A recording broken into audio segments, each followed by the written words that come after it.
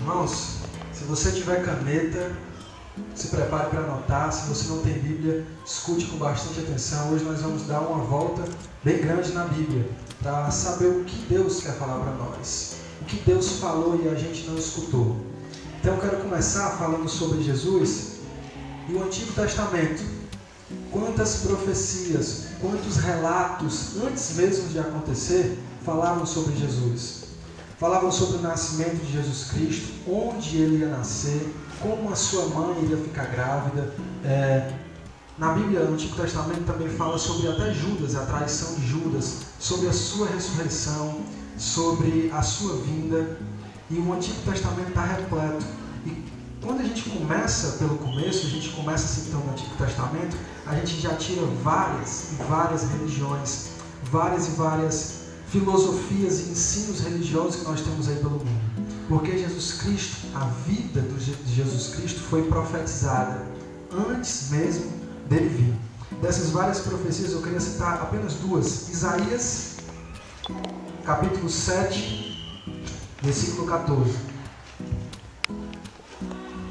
Isaías 7, 14.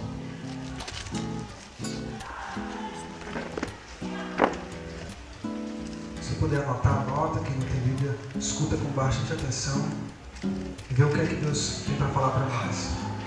7,14. Alguém pode ler?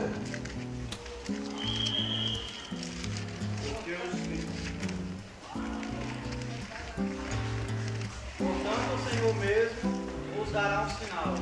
Eis que a virgem conceberá e dará à luz a um filho, e lhe chamará Emanuel. O que significa Emanuel? Alguém sabe? Deus conosco. Logo nessa profecia a gente pode ver que o nascimento de Jesus Cristo seria um nascimento sobrenatural, um nascimento virginal.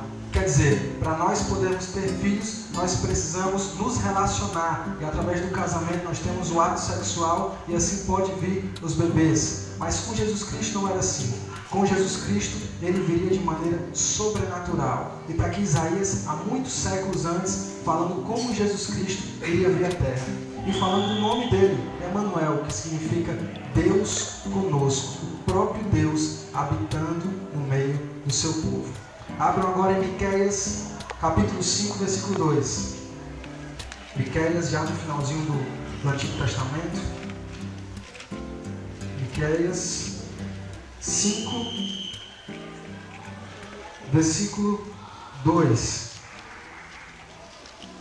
Miqueias, capítulo 5, versículo 2, já no Antigo Testamento, no finalzinho.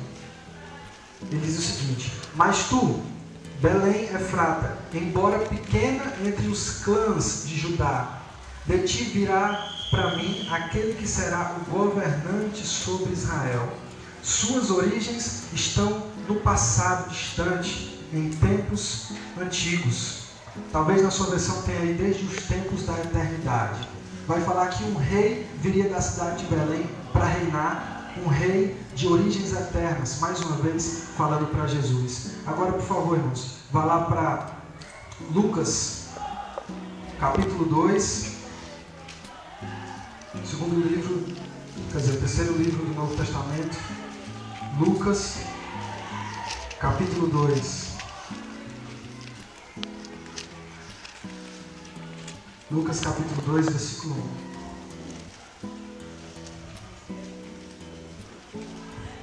Naqueles dias, César Augusto publicou um decreto ordenando recenseamento de todo o Império Romano.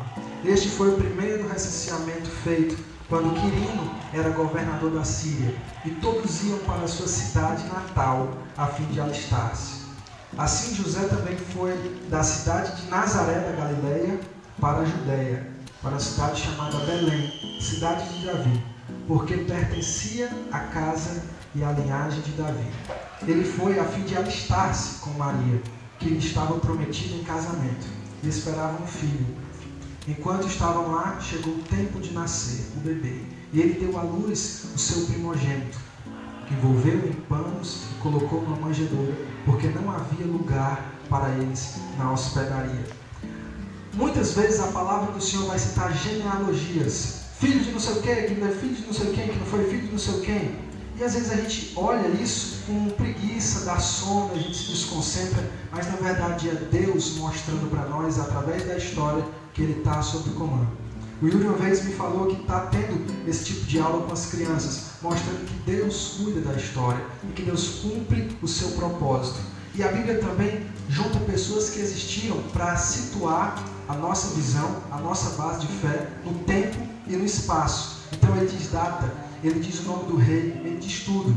E a profecia está se cumprindo por força das circunstâncias. Eles estavam em Nazaré, mas precisavam ir a Belém para se alistar, exatamente como a profecia diria.